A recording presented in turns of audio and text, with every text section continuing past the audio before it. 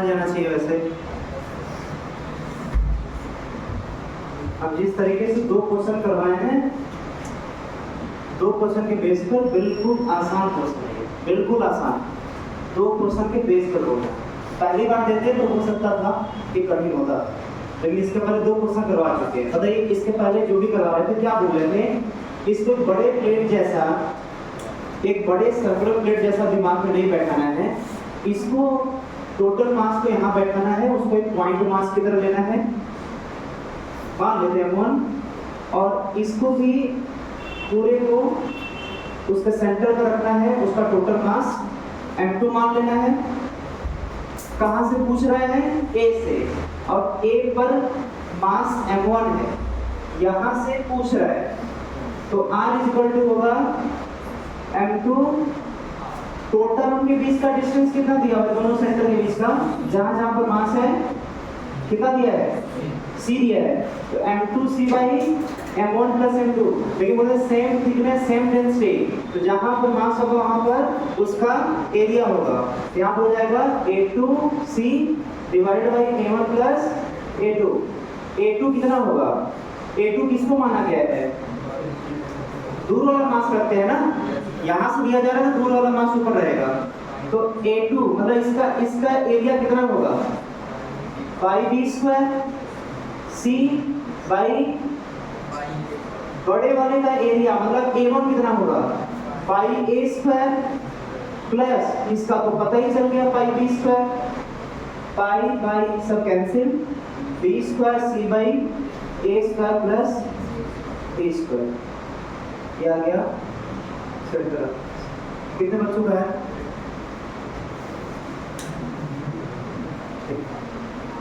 बिल्कुल उसी कॉन्सेप्ट के बेस पर था।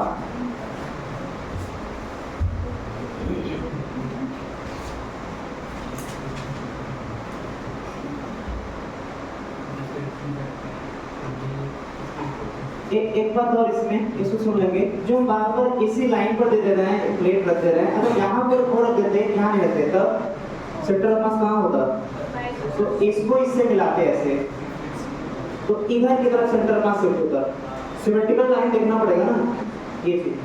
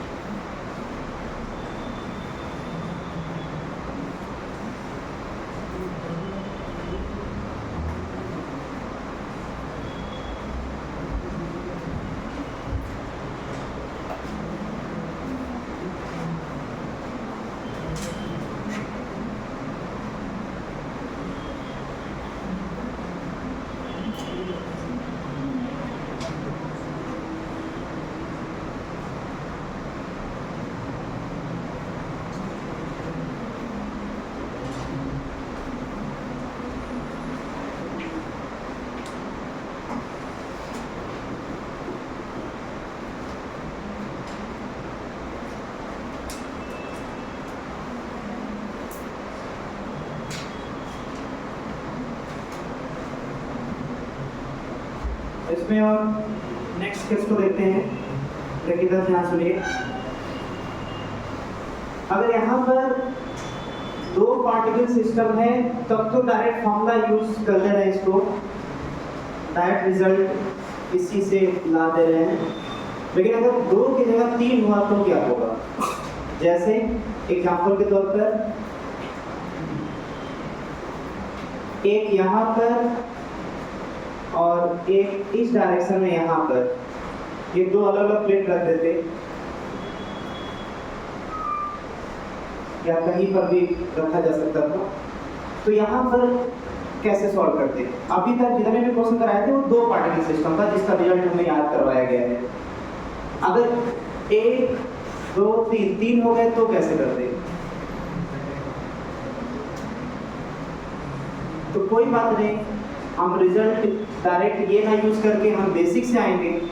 बेसिक क्या बोलता है, basic formula M1x1 plus M2X2, यहाँ पर 3 है तो 3 बार लिखेंगे, divide by M1 plus M2 plus M3। हाँ क्या सर, यहाँ पर मास की जगह एरिया यूज कर सकते हैं क्या? तो बोलेंगे वो तो अभी भी अप्लीकेबल है। जैसे यहाँ पर मास की जगह एरिया, ये अभी भी अप्लाई किया जा सकता है। क्यों? इसलिए क्योंकि रोटी रोटी रोटी रोटी रोटी रोटी सब में से कॉमन निकलेगा, और सब में से ऊपर नीचे रोटी कैंसिल होगा, तो फिर एरिया ऊपर भी और नीचे भी बच जाएगा। तो हम लोग एरिया भी यूज कर सकते हैं। मतलब एक्सट्रीमम केस है एग्जाम का कि 2 की जगह 3 दे दिया, 4 नहीं देगा, क्योंकि वो ज्यादा उसको टाइम टेकिंग नहीं बनाएगा, मतलब टाइम में नहीं फंसाएगा। क्लियर ना? तो 2 या 3 दे सकता है, तो 3 केस में ये हो सकता है, ये लिखते हैं, इसी में रख देंगे। कोऑर्डिनेट क्लियर होना चाहिए, जो भी कोऑर्डिनेट से ओरिजिन यहाँ मार्क के लिया है, तो इसका कोऑर्डिनेट सही से लिखना है और इसका कोऑर्डिनेट सही से लिखना है। ये x है y है, तो यहाँ कौन जिंदा है? x जिंदा है, y मर गया। यहाँ कौन जिंदा है? y जिंदा है, x मर गया। क्लियर ना? तो टाइम बच जाएगा। तो जिंदा इंसान नोट कर ले।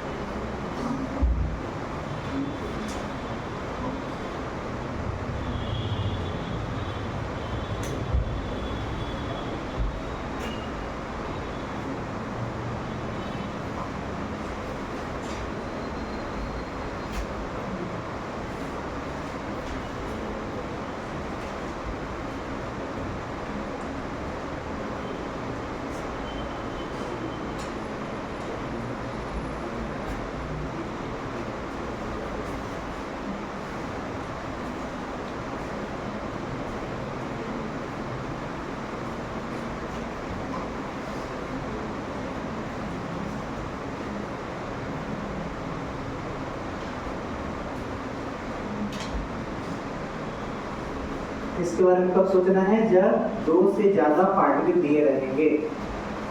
इस फॉर्मूले के बारे में कब सोचना है? जब 2 से ज्यादा पार्टिकल दिए रहेंगे, जिसका चांस बहुत कम है, लेकिन हमें पता होना चाहिए।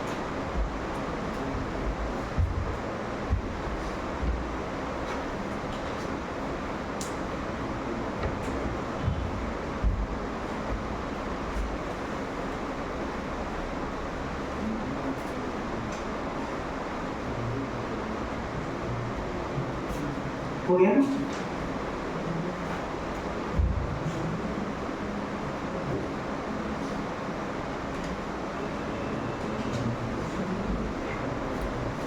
अब नेक्स्ट हेडिंग देते हैं centre of mass in case of cutting mass.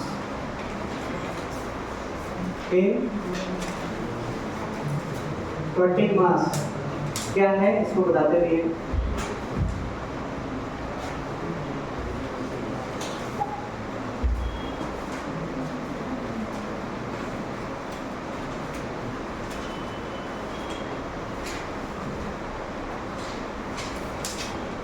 center of mass in case of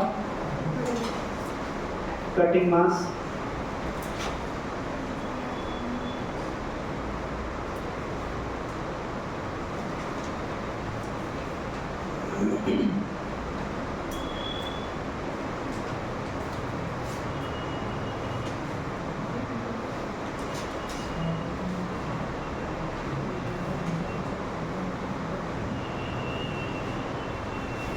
diagram में आसान है पर एक बार समझ लेते हैं।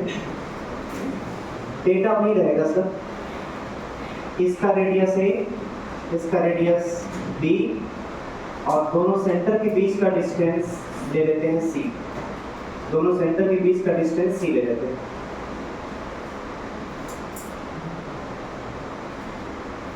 अब देखिए यहाँ पर ये क्वेश्चन जस्ट हम इसके पहले लोग किए थे और यहाँ पर हम लोग जो सॉल्यूशन किए थे वो इस तरीके से था। इनके बीच का डिस्टेंस C है, यहाँ से इसको A मान करके यहाँ से हम लोग सेंटर ऑफ मास का डिस्टेंस पूछ रहे थे और उसके लिए हम लोग किए क्या थे, कि जब किसी एक सिस्टम के ऊपर दूसरा सिस्टम रखा गया तो ये बोले कि अगर इस लाइन के अबाउट सिमेट्रिकल है, इधर कोई अदर प्लेट रख दिया गया तो इसके इस तरफ का मास बढ़ गया, इधर का मास बढ़ने की वजह से सेंटर ऑफ मास इधर शिफ्ट हो गया। ये पूरा बोलते हुए हम लोग जो तरीका जो फॉर्मूला लगा रहे थे वो था, अगर इसका एरिया A1 मतलब बड़े वाले का, इसका M1, इसका M2, इसका इससे रिलेटेड एरिया A1, इससे रिलेटेड एरिया A2 रहता था तो लिखते थे direct A2 C by A1 plus यही था। अब जो ये हेडिंग दिया हुआ है इसका मतलब कटिंग मास है, मतलब इस प्लेट के ऊपर कोई प्लेट नहीं रख रहे हैं बल्कि उसी प्लेट में से एक छोटा सा प्लेट कट करके निकाल दे रहे हैं। क्लियर? दोनों मतलब समझ आया? इसके पहले प्लेट के ऊपर प्लेट रखते थे, मतलब एक बॉडी के ऊपर दूसरा बॉडी रखते थे, अब उस बॉडी के अंदर से कुछ बॉडी हम लोग जो है कट करके बाहर निकालना है। तो यहाँ पर जब यहाँ से कट होके निकलेगा तो बस एक कॉन्सेप्ट थोड़ा सा चेंज होगा कि यहाँ पर जैसे जो कट मास हो गया तो यहाँ तक तो जीरो, मतलब मास दिखेगा ही, इतने पोर्शन तक तो पूरा खाली हो गया, कटिंग मास हो गया, मतलब निगेटिव मास हो गया। क्लियर? इसका मतलब अच्छा एक लॉजिक और, जैसे इसको कट करके बाहर निकालेंगे तो बाकी चीजें तो बचा रहेगा, बस यही पूरा खाली बचा रहेगा, मतलब एम्प्टी हो जाएगा। क्लियर? तो सेंटर ऑफ मास किधर शिफ्ट करेगा? तो बोलेंगे कि जब यहाँ से कट करके बाहर नहीं निकाले थे तो इस लाइन के अबाउट सिमेट्रिकल दोनों तरफ था तो सेंटर ऑफ मास बीच में था। जब प्लेट रखे थे तो इधर मास ज्यादा हुआ तो सेंटर ऑफ मास इधर शिफ्ट किया, जब यहाँ से प्लेट निकल जाएगा तो इधर का मास कम हो जाएगा तो सेंटर ऑफ मास इधर शिफ्ट हो जाएगा, जो राइट में शिफ्ट हो रहा था वो लेफ्ट में शिफ्ट हो जाएगा। एक चीज क्लियर है? राइट की जगह क्यों लेफ्ट में शिफ्ट होगा? क्योंकि उसमें से कट होकर के मास बाहर निकल जाएगा।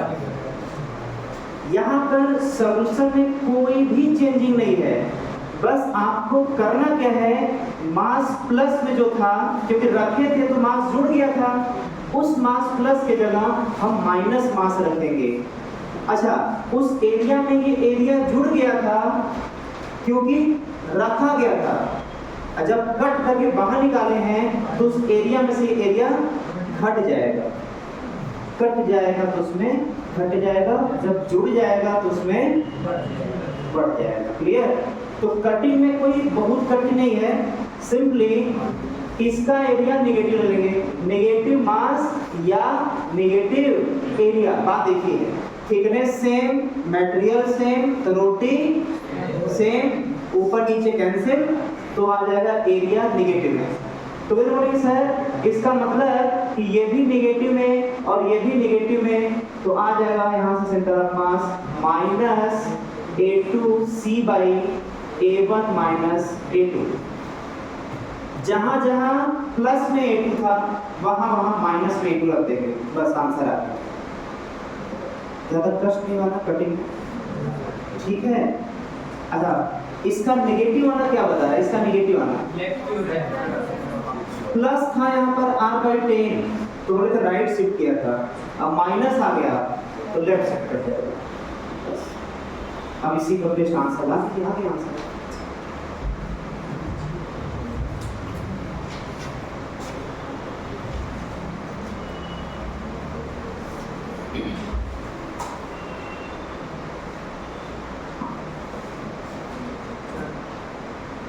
सर इधर जो शिफ्टिंग हो रहा है लेफ्ट साइड को, उसका वैल्यू कम हो रहा है, क्या उसका वैल्यू कम आ रहा है ना, ये मतलब A1 माइनस A2 है, A1 माइनस A2। हाँ, तो एरिया बढ़ जाएगा ना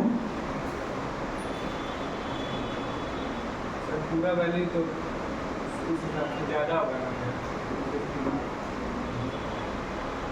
जैसे सर इधर उतना मास रख रहे थे तो जितना शिफ्टिंग हो रहा था, तो अगर इधर से काटने तो इसका मतलब उतना ही मास इधर ज़्यादा हो जा रहा है, शिफ्टिंग सेम होना चाहिए। नहीं, शिफ्टिंग को उसका मास डिस्ट्रीब्यूशन जैसा नहीं है ना, मास डिस्ट्रीब्यूशन बदल जाएगा ना दोस्तों। इसका जो है नंबर भी हम दे दे रहे हैं, जितना मास लगाए और जितना मास निकाले दोनों बराबर रहा तो जितना राइट में जाएगा उतना लेफ्ट में जाएगा। नहीं, जो वैल्यू आएगा आप इसको लिख लेते हैं।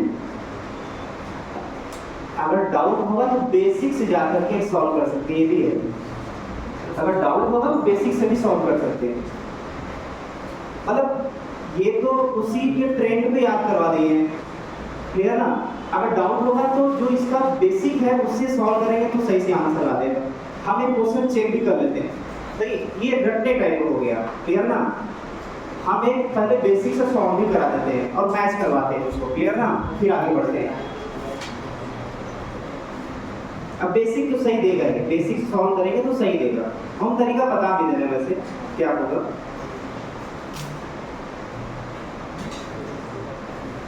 इसमें देखिए जो होमवर्क है हम दे दे रहे हैं आप लोग को, पेज नंबर 69, मतलब सेंटर ऑफ मास का पूरा क्वेश्चन आप सॉल्व कर सकते हैं। टॉपिक वाइज क्वेश्चन में 1 से लेकर के 22 तक हर एक क्वेश्चन ट्राई किया जा सकता है। पेज नंबर लिखना चाहते हैं तो लिख सकते हैं 69 पेज नंबर से स्टार्ट हो रहा है, पेज नंबर 69 से स्टार्ट हो रहा है, क्वेश्चन नंबर 22 तक हर एक क्वेश्चन ट्राई किया जा सकता है।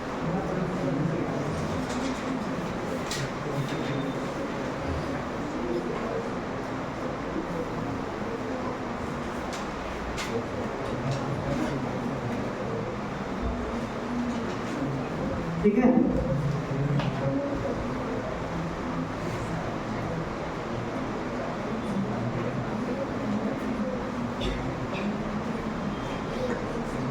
क्या कंफ्यूजन क्या है?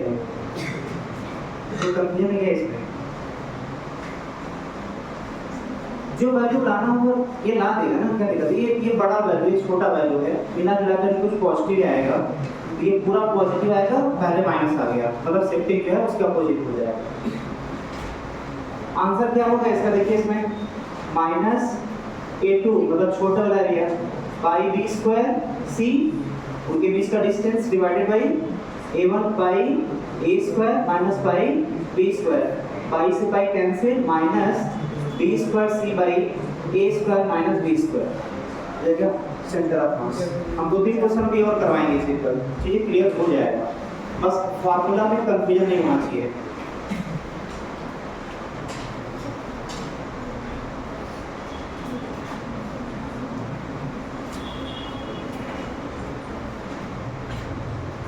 इसका बताइए आंसर।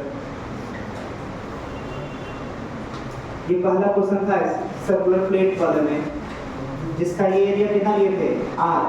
अब अंतर क्या रहा है, ये कटिंग मास हो गया, ये जो है कट करके मास को बाहर निकाल दिया गया। ये a है, तो find centre of mass of remaining part, find center of mass of remaining part, जो बचा हुआ है। आंसर गलत नहीं आना चाहिए, बिल्कुल उसी फॉर्मूले पर है।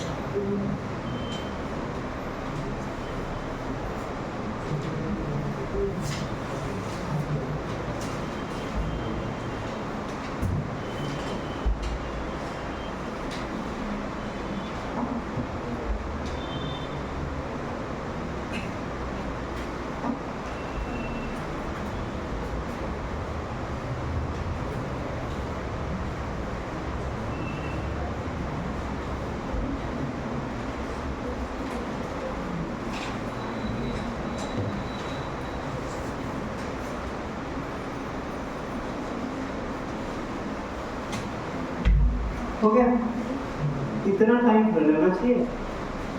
देखिए इसका इसका इसका एरिया कितना होगा, मान लेते हैं A1, इसका एरिया कितना होगा, मान लेते हैं A2, जो किसका जगह लेगा, मास का, मास की जगह एरिया हो गया। इनके बीच का डिस्टेंस कितना है, इनके बीच का डिस्टेंस r है, रेडियस के बराबर नहीं, इनके बीच का डिस्टेंस r/2 है, क्लियर, r/2। बस अब कहाँ से निकालना है, a से ना, a से निकालना है, तो r centre of mass a से A2 ऊपर होगा, कट किया गया है तो माइनस होगा, उनके बीच का distance r/2 divided by A1 minus A2, आ गया आंसर। अब एरिया रख दीजिए, इतना टाइम कैसे लगेगा, तो इसके पहले कर ही चुके हैं, बस माइनस प्लस की जगह माइनस रखना है बस।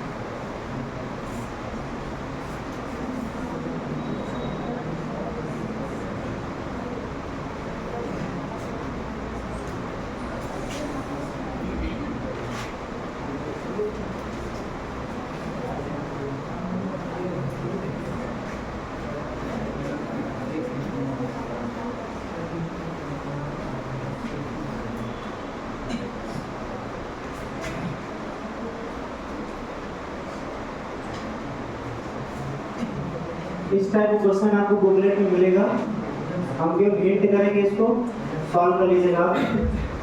P शेप में रहेगा बॉडी और उसका सेंटर ऑफ मास पूछा जाएगा। मेरा सुनिए ध्यान से, बस हिंट करेंगे, बुकलेट में क्वेश्चन मिल जाएगा, सॉल्व कर लीजिएगा। देखिए इसमें ये सब लेंथ और विड्थ ये सब दिया रहेगा, सब कुछ क्लियर, डेटा सब कुछ दिया रहेगा। हम इसको कैसे सॉल्व करेंगे, वो पूछेगा, मान लेते हैं यहाँ से सेंटर ऑफ मास, क्योंकि इस पूरे सिस्टम का सेंटर ऑफ मास पूछने के लिए कोई ना कोई तो ओरिजिन उसको डिसाइड करना होगा ना, कि कहाँ से, मान लेते हैं यहाँ से, तो बताइए कैसे सॉल्व करेंगे। यहाँ पर इसको मान लेते हैं 8, ठीक, ये 2, ये 3, ये 3, ये 2, ये 6 सेंटीमीटर। बताइए कहाँ पर होगा सेंटर ऑफ मास। ये क्वेश्चन मिल सकता है, ये शायद नहीं है या है शायद, ई शेप यानी ई शेप का तो नहीं है, दूसरे शेप का है, ऐसे ई शेप का आ गया और इसका सेंटर ऑफ मास पूछेगा। इस टाइप को कोई भी सेंटर ऑफ मास पूछे किसी बॉडी का, तरीका ये होगा कि उसको मिनिमम जितने पार्ट में हम तोड़ सकें उसको पहले ब्रेक करना है। जैसे इसको ब्रेक कर, मिनिमम कितने पार्ट में ब्रेक किया जा सकता है, कम से कम पार्ट में ब्रेक हो, बताइए।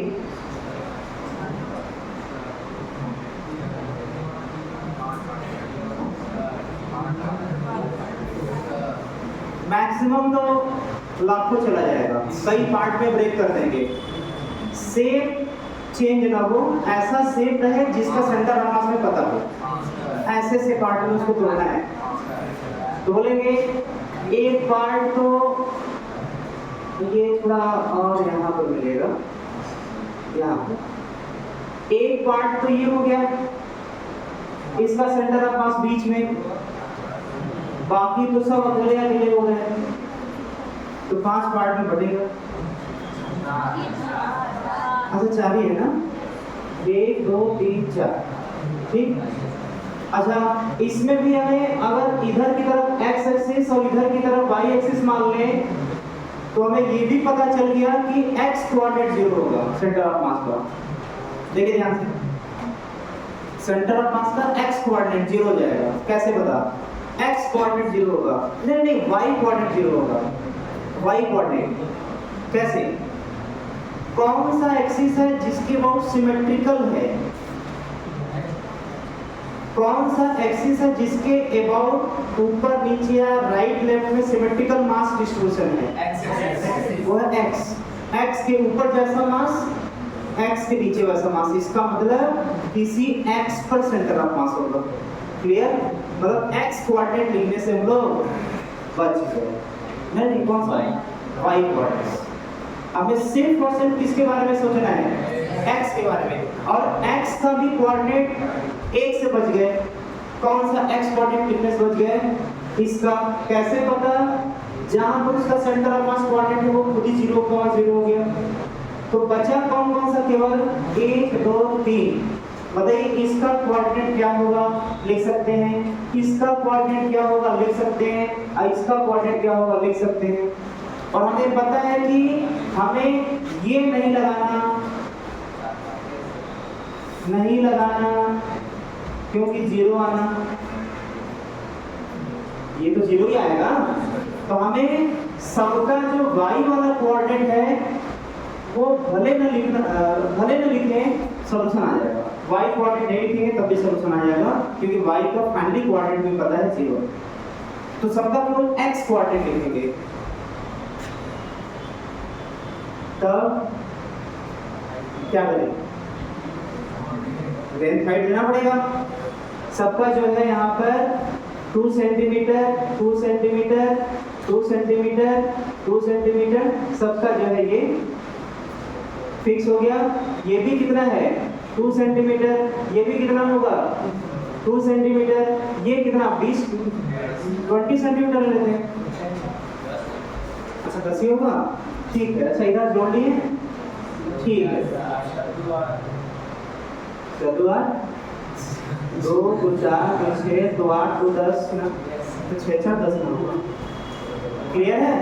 बस अब बताइए इसका कोऑर्डिनेट क्या होगा? x कोऑर्डिनेट बताना है। x कोऑर्डिनेट, इसका x कोऑर्डिनेट बताइए। y तो 0 हो जाएगा, उसके बाद नहीं सोचना है।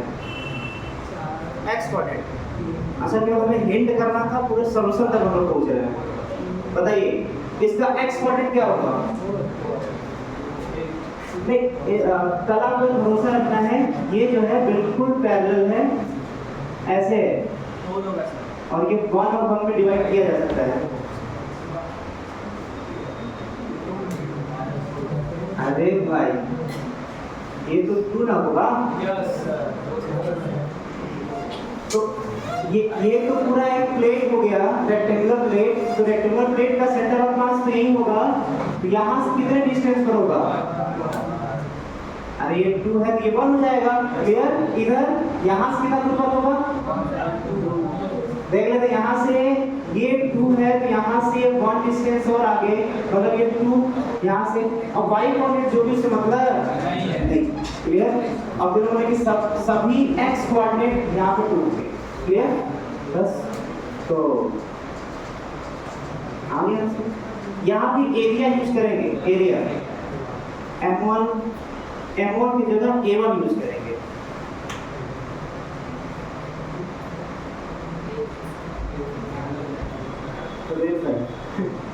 हो जाएगा ना? कौन सा फॉर्मूला कौन सा? M1 वाला नहीं, A1 x1, क्योंकि x वाला ही चेंज कर रहा है। A1 x1 plus A2 x2 dash dash, जितने पार्ट में बटे होंगे। ठीक सर, और भी टाइम बचाया जा सकता है। चलिए दिमाग लगाइए, 10 सेकेंड का और भी टाइम बच सकता है इसमें। बताइए कहाँ से बच रहा है?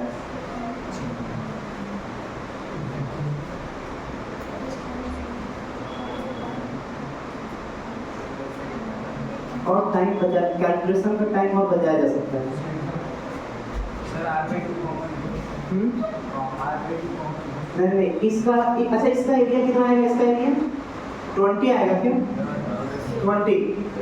कैसे पता? हाँ 10 और 2 20 आ गया। मतलब इसका मास जो है वो 20 के प्रोपोर्शनल होगा, क्योंकि मास की जगह एरिया आ रहा है। इसका एरिया आ गया A1 इक्वल टू 20। अब फिर बोले सर ये वाला और ये वाला, ये दोनों जो है इस एक्सिस के अबाउट सिमेट्रिकल है, तो क्या ये दोनों के सेंटर ऑफ मास यहीं पर आ जाएंगे? अरे भाई अगर पता नहीं चल रहा है तो हमारे पास बेसिक फॉर्मूला है, कितने पार्ट में टूटे हैं, एक पार्ट, दो पार्ट, तीन पार्ट, चार पार्ट। तो चार बार लिखेंगे A1x1 plus A2x2 A3x3 plus A4x4 divided by सबका मास मतलब एरिया, सबका जोड़ देंगे।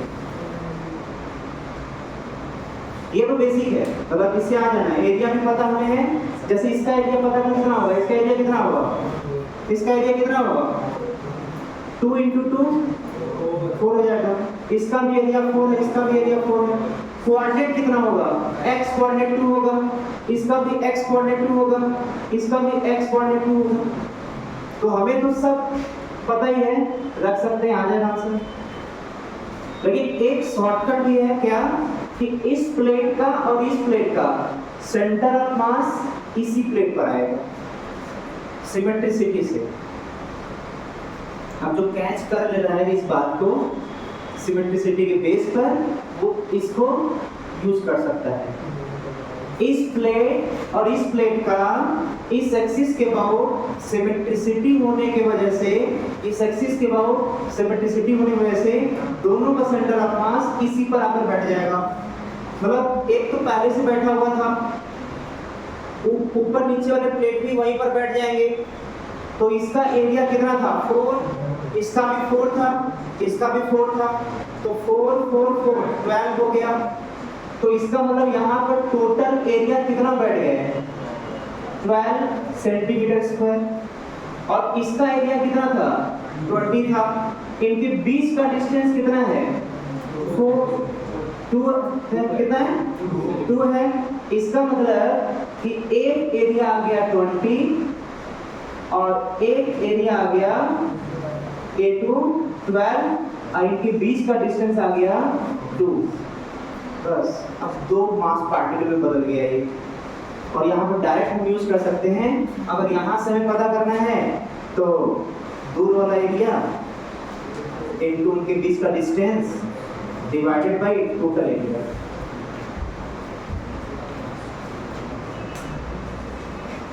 कष्ट अगर है तो वो, अब कष्ट नहीं है किस्मत में, मतलब अभी वाली किस्मत में, इस क्वेश्चन वाली किस्मत में, तो ये फॉर्मूला, ये शॉर्टकट लगाया जा सकता है। तो अपने अपने हिसाब से नोट कर लीजिए जल्दी से, फिर हम आगे बढ़ते हैं। अब दोबारा पूछा जा सकता है, जिस बच्चे को नहीं समझ आया दोबारा पूछ सकता है बिना किसी शिकायत के, बिना डरे। हाँ बताइए क्या दिक्कत है, क्या पूछना, कुछ नहीं ठीक है सर।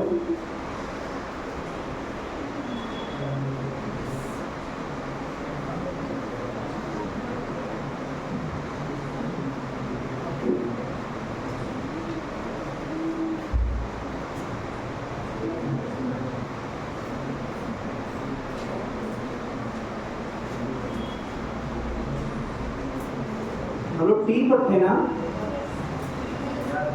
अगर टी से ही ई पर चले आए, टी आसान है कि ई आसान है?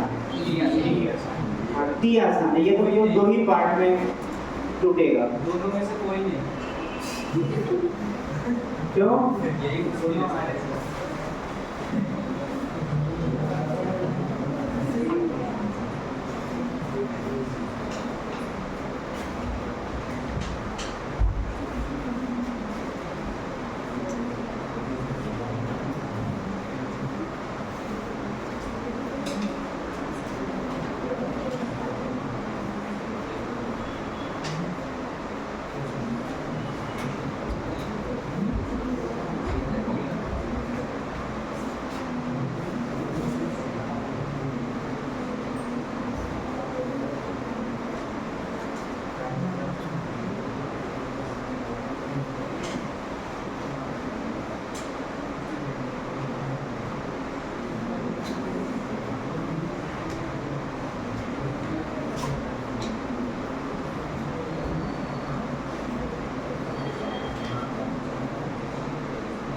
तब इसका आंसर मिलना चाहिए। तो देखिए आएगा सेंटर ऑफ मास।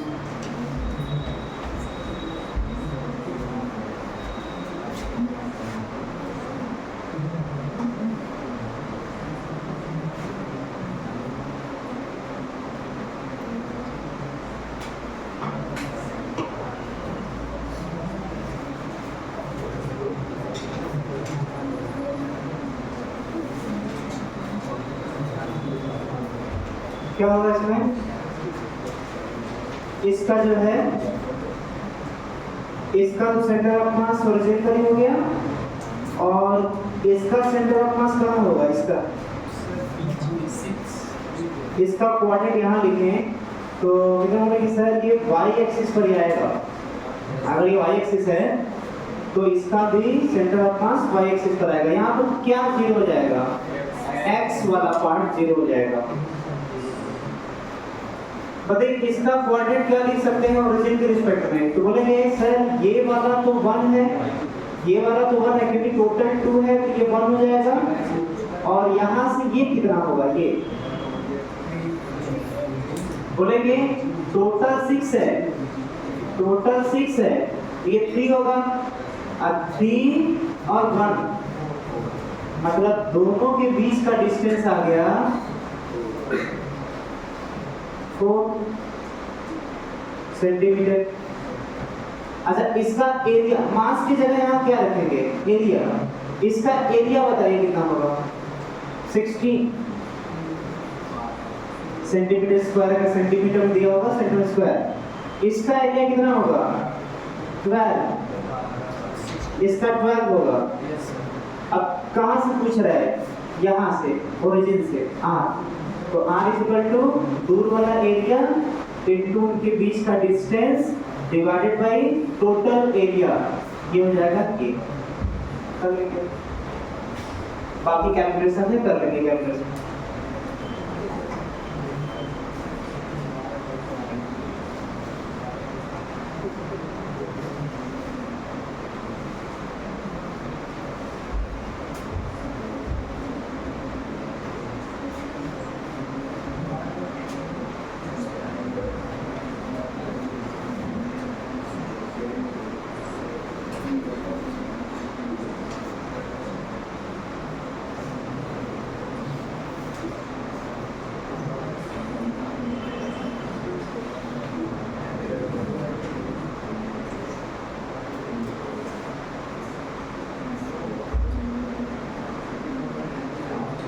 कोई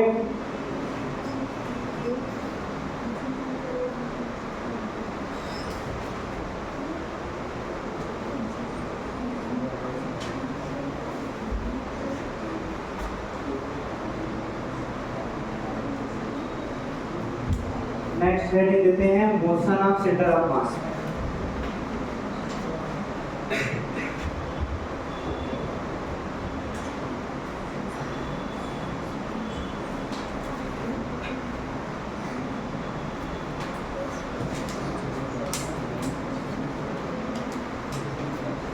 Motion of center of mass.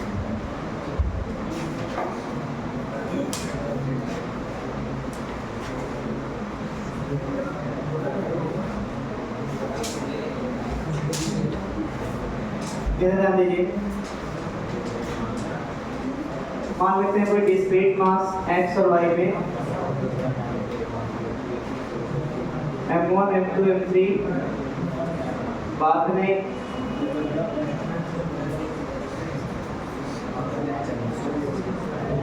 अब ऐसे n मास भी होंगे, क्लियर ना? यहाँ से जो है ये x3 y3 ऐसे n तक मास होगा, क्लियर? तो इसका जो पोजीशन ऑफ सेंटर ऑफ मास था मान लेते हैं x के डायरेक्शन में, वो क्या होगा?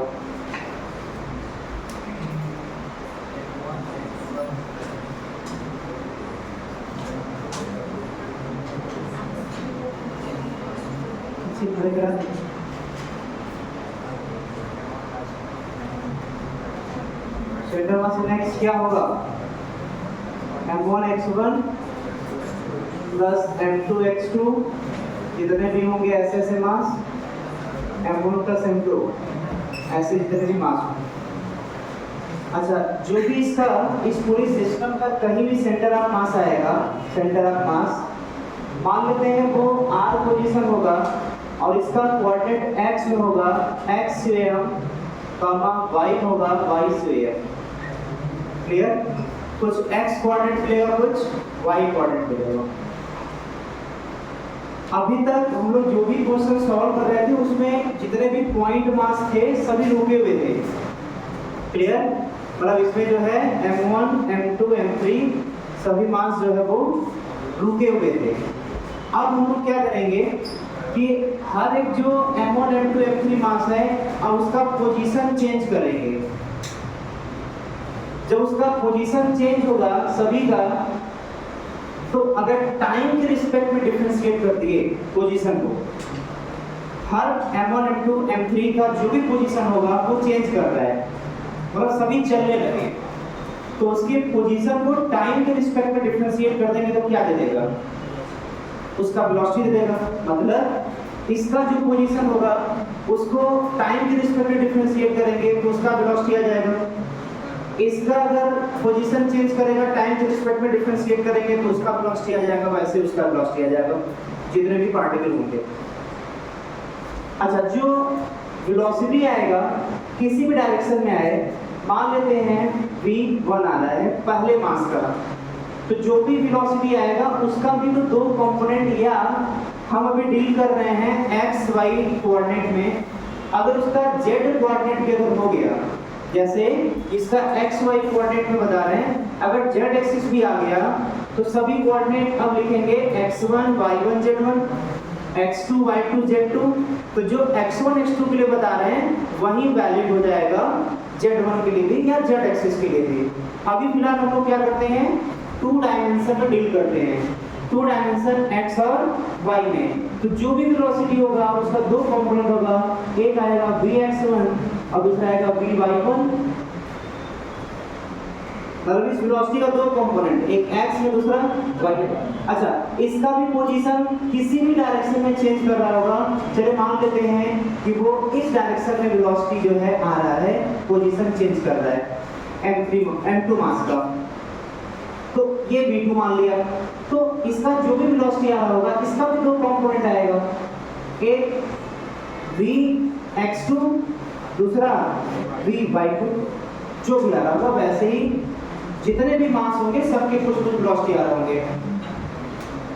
तो यहाँ पर अगर टाइम के रिस्पेक्ट में अगर डिफरेंशिएट कर दिया सबको, तो अब रिजल्ट यहाँ से क्या बनकर आएगा, तो differentiation of centre of mass with respect to time वो हो जाएगा m1। अच्छा, x1 को क्या लिखा जा सकता है, dx1/dt, क्योंकि सबको टाइम के रिस्पेक्ट में डिफरेंशिएट करना है, प्लस m2, अब इसको डिफरेंशिएट करेंगे टाइम के रिस्पेक्ट में, भी इसको लिख सकते हैं dx2/dt, ऐसे जितने भी होंगे, डिवाइडेड बाय टोटल मास जो भी होगा।